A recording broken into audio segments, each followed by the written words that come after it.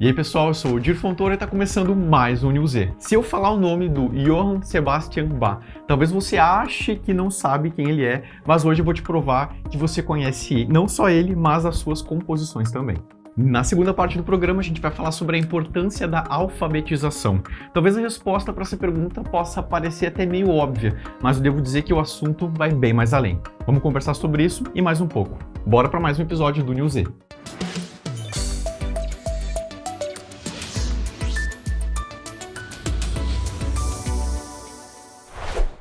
Você sabia que a Ana Castela cantou uma adaptação de uma música do século XVIII?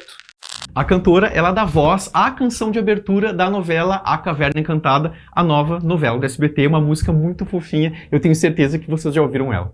Quem sabe onde se esconde o mistério, a chave que abre a porta da caverna do coração. Que é parte rocha, parte jardim, que é feita de luz e de escuridão. Tem um lado que é bom, mas tem outro que nem tanto assim. A composição da música ela foi feita pelo Thomas Roth, diretor musical de teledramaturgia daqui do SBT, e ele escolheu uma obra bem famosa como inspiração chamada Jesus, Alegria dos Homens, do Johann Sebastian Bach.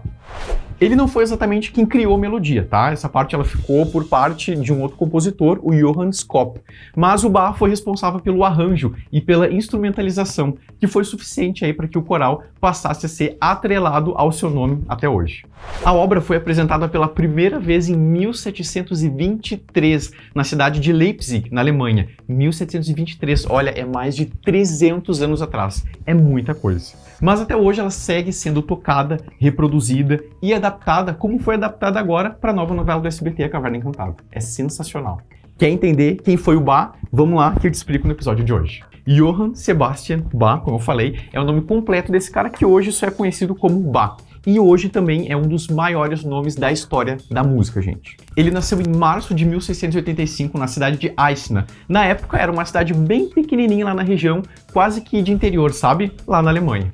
E ele nasceu, olha que incrível, numa família já de músicos. O pai dele, chamado Ambrosius, ele tocava violino e também tocava trompete. Esse pai dele, ele dirigia os músicos lá da cidade e também organizava, é claro, concertos públicos que aconteciam lá na região.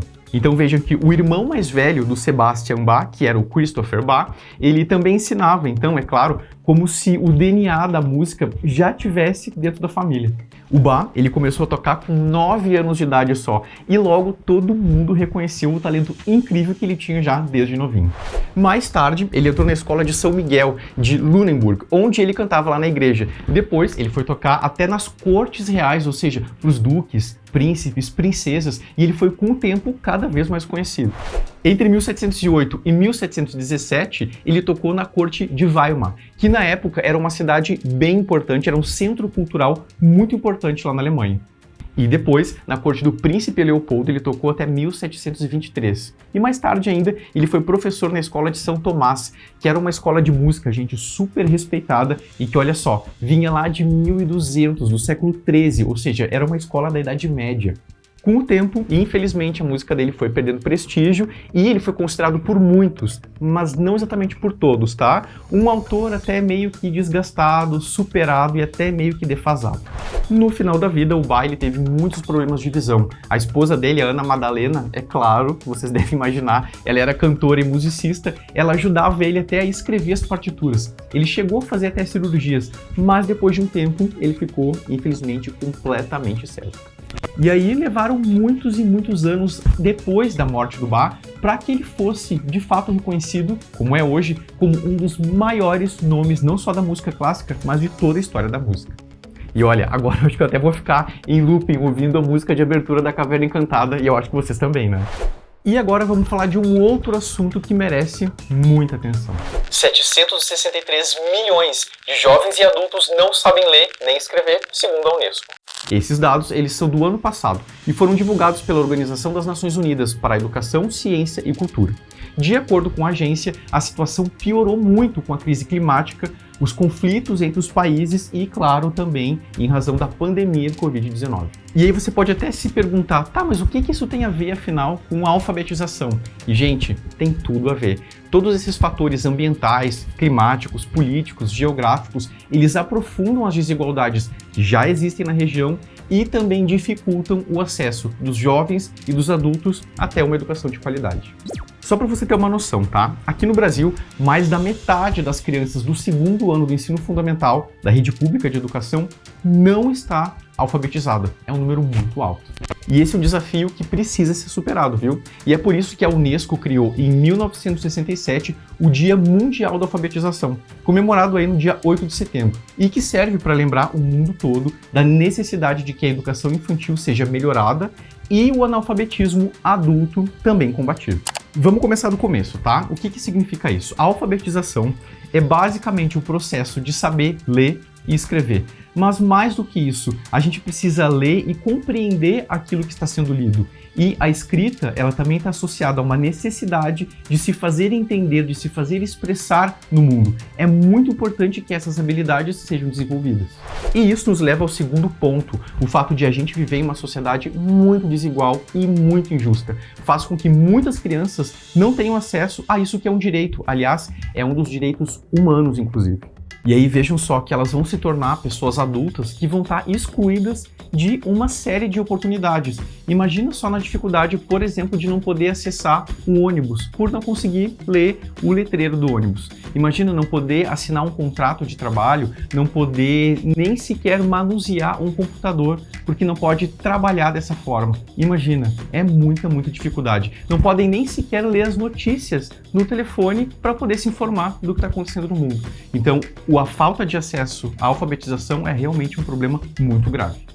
E isso faz com que as pessoas que já estão numa situação de desigualdade permaneçam cada vez mais nessa situação de injustiça social. Então vamos lá, o que precisa ser feito? Em primeiro lugar, cobrar dos nossos governantes, das pessoas que a gente elegeu, para que eles valorizem os professores, deem condições de trabalho, melhorem as escolas para abrigar cada vez mais alunos e tornem essas escolas cada vez mais acessíveis, seja para quem já está lá dentro e não consegue aprender, seja para quem sequer conseguiu entrar nesse lugar que é a escola. E, em segundo lugar, cobrar também para que existam políticas públicas, para que existam programas sociais que possam inserir nas escolas as pessoas que já são adultas e que não puderam aprender a ler e escrever quando eram crianças, porque isso é bem importante. Aprender, gente, não tem idade. E se essas pessoas conseguem acessar a educação, o mundo delas se transforma, mas, na verdade, o mundo de todo mundo. Isso é muito importante. E antes de terminar, olha que maravilha, hoje a gente tem aqui um quadro novo no New Z, que é o Z Dica, em que a gente vai mostrar para vocês dicas de filmes, séries, podcasts, enfim, tudo que complementar os assuntos que a gente já conversa aqui no New Z. Eu adorei essa ideia. Primeira dica, um filme muito legal sobre o primeiro assunto que a gente falou sobre hoje chama Os Filhos de Bá. É um filme de 2003 e que conta a história da família do Bá, mais especificamente dos filhos dele, que, é claro, como vocês devem imaginar, também vão ser musicistas e que precisam crescer e fugir da sombra da fama do pai. É muito legal.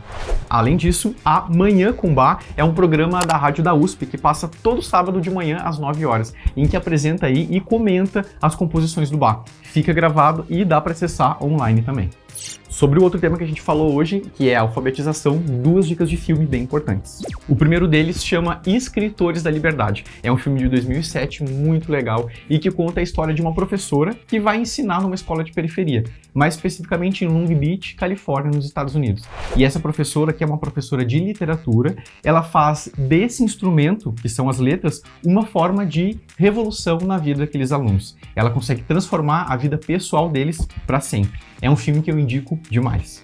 E é claro, Sociedade dos Poetas Mortos é estrelado aí pelo gênio Robin Williams. Ele interpreta um professor totalmente fora do padrão e que ensina literatura, mais especificamente poesia, em uma escola super conservadora.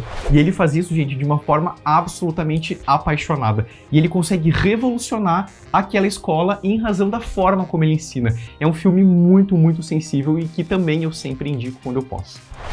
Olha só, ficou animado com os temas de hoje? Eu com certeza fiquei. Por isso eu vou pedir para você, deixa o like, se inscreve aqui no canal e compartilha esse vídeo com um amigo, como eu peço sempre.